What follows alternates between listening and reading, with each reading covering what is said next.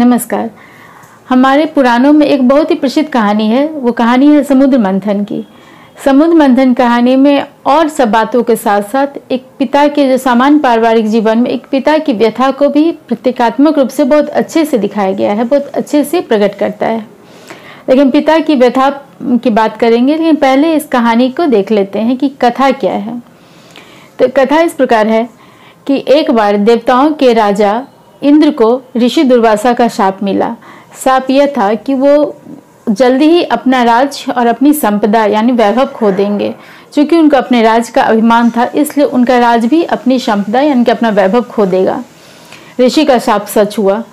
राज ने जमीन उपज देना बंद कर दिया, वृक्षों ने फल देना बंद कर दिया, लोगों ने सत्कर्म करना छोड़ दिया। परिणाम यह हुआ कि राज संपदा से हीन हो गई।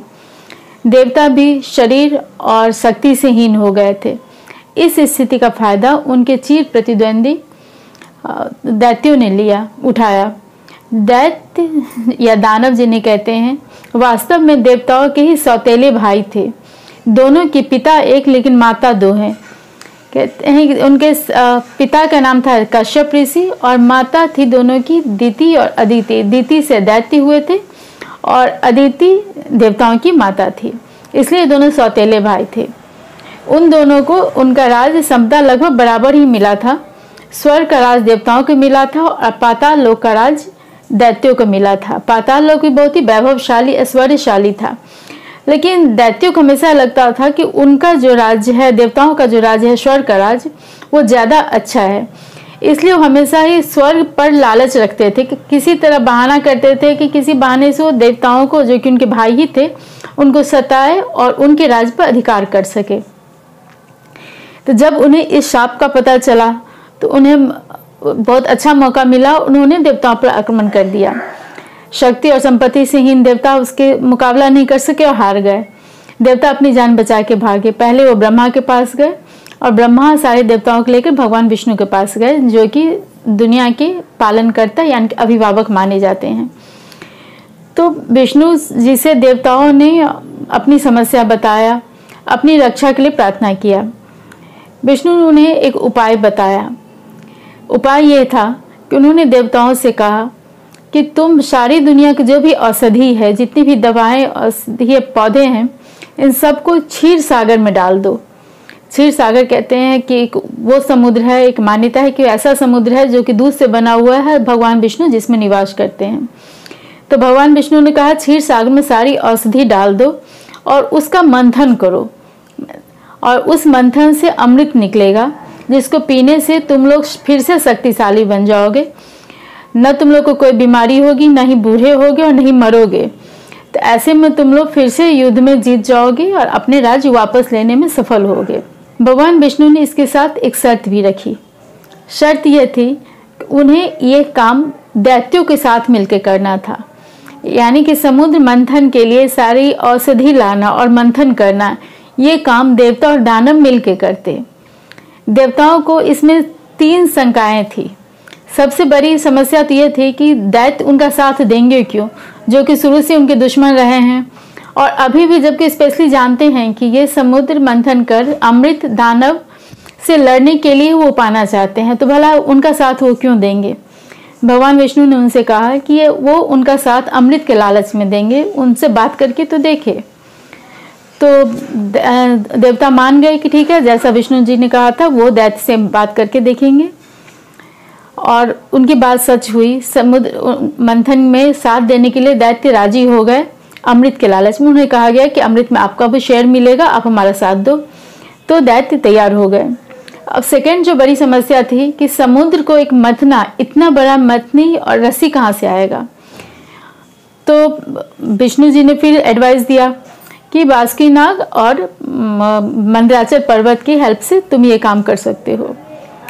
और उन्होंने ये भी आश्वासन दिया कि तुम काम तो शुरू करो, मैं तुम्हारे साथ हूँ, जहाँ जरूरत होगी मैं तुम लोग का साथ दूंगा।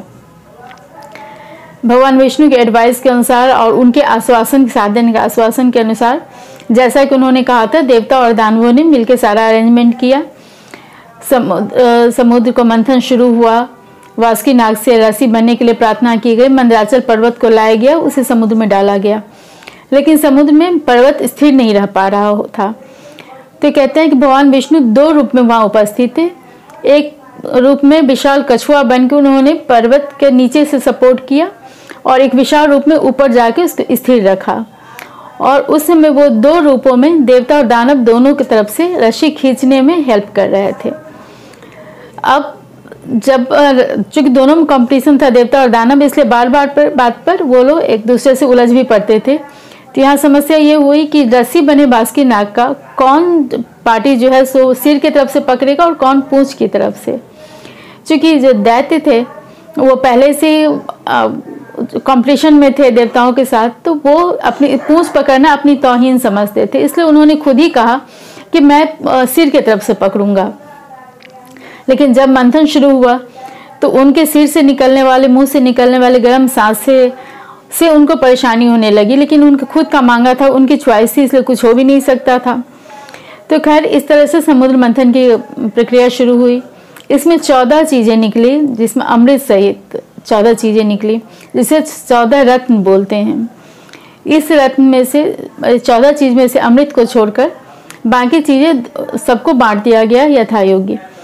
इसमें जो विष काल सबसे पहले निकला था, कालकूट विष और चंद्रमा, उसको भगवान शंकर ने धारण किया। कामधेनु गाय ऋषियों को दे दिया गया। उच्चैश्रवा घोड़ा निकला जो कि दैत्यों के राजा बलि को मिला। ऐरावत हाथी मिला जो कि देवताओं के राजा इंद्र को मिला। मदिरा निकला जो कि दैत्यों को मिला। और उसके बाद उसमें से पारिजात, कल्प वृक्ष और रंभा अप्सरा निकली। ये सब स्वर्ग को मिला, क्योंकि ये सब पहले से स्वर्ग की ही संपत्ति थी जो किसी न किसी कारणवश समुद्र में चले गए थे, और इसलिए उनको फिर से भगवान विष्णु ने उनको ही देने का सजेस्ट किया। इसमें से लक्ष्मी और एक शंख और एक गदा, 3 चीज़ें और निकली। ये तीनों चीज़ें भगवान विष्णु ने रख लिया। सबसे लास्ट में धन्वंतरी निकले, हाथ में अमृत लिए हुए।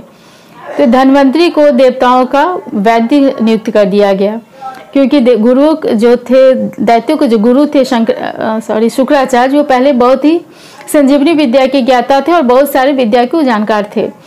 इसलिए उनको देवताओं को इक्वल करने के लिए देवताओं को, धन्वंतरी को देवताओं का राजवैद्य घोषित किया गया। अब रही बात अमृत की, जिसके लिए दोनों पार्टी ने सारा मेहनत किया था। और ये दैत्यों को भी अमृत का लालच था, हालांकि उनके पास संजीवनी विद्या थी। देवताओं का सबसे बड़ा डर ये था, जो उन्होंने विष्णु भगवान से प्रकट भी किया था, कि जो अगर हम लोग बराबर बराबर काम करेंगे और उनसे भी हम साथ लेते हैं दैत्यों से, तो अमृत में वो भी अपना शेयर मांगेंगे और फिर अमृत पी के वो भी फिर से और भी ज़्यादा ताकतवर बन जाएंगे, तब तो हम उनसे और नहीं जीत पाएंगे। तो भगवान विष्णु ने उन्हें आश्वासन दिया था कि तुम परेशान मत हो, अमृत उनको नहीं मिलेगा। जब अमृत निकला समुद्र से, तो दोनों पार्टी इसके लिए लड़ने लगे, देवता और दानव। उसी बीच भगवान विष्णु जो थे एक बहुत ही सुंदर रूप बना के, सुंदर स्त्री का वेश बना के वहाँ आए, जिसे मोहिनी रूप कहते हैं, मोहिनी अवतार कहते हैं। भगवान विष्णु ने कहा कि आप दोनों पंगत बना के बैठ जाओ। देवता और दानव दोनों को कहा कि आप लोग क्यों लड़ रहे हो, लड़ने से तो कोई फायदा है नहीं, आप लोग पंगत बना के बैठ जाओ, मैं आप लोग को बांट देती हूँ।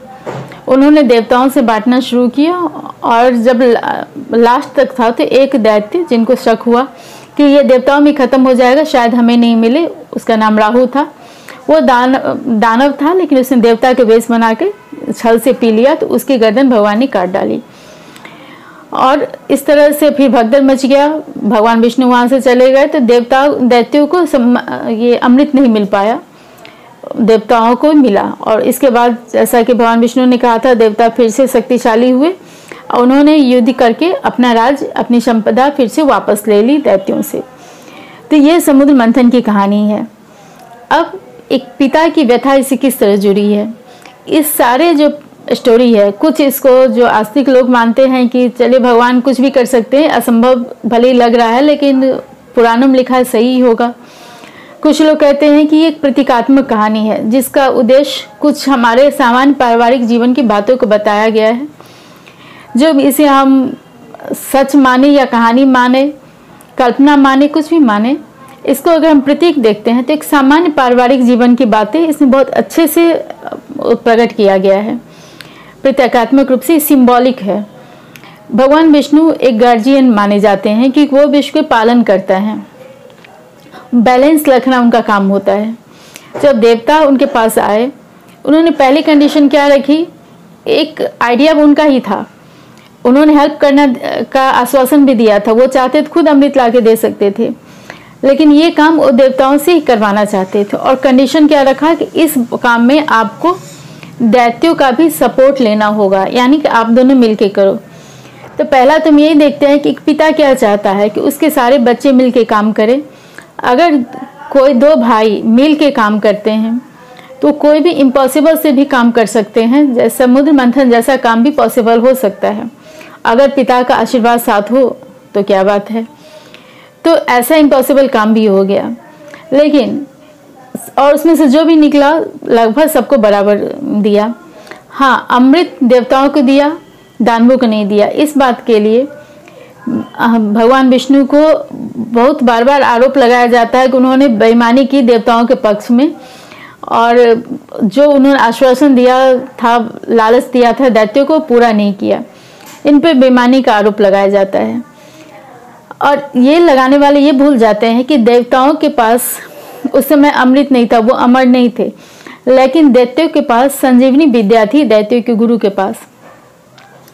तो भगवान ने, विष्णु ने उनको अमृत देके एक तरह से इक्वल किया दोनों पार्टी को। पिता का काम ये है कि दोनों को इक्वल करते हैं।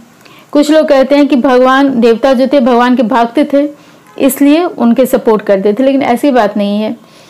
जहाँ भी दानवों ने भी कोई तपस्या किया, उन्होंने अपने कर्म किए, भगवान ने हर जगह, ब्रह्मा विष्णु महेश जो त्रिदेव हैं, उनकी वरदान, उनके मन वांछित वरदान दिया प्रकृति के नियम के अंतर्गत रहते हुए। और अगर देवताओं ने भी कोई गलत काम किया तो पनिशमेंट उन्हें भी दिया गया, लेकिन उन्हें भी शाप मिला। लेकिन हम ये कहते हैं कि देवताओं के साथ पक्षपात किया, दैत्यों के साथ नहीं किया।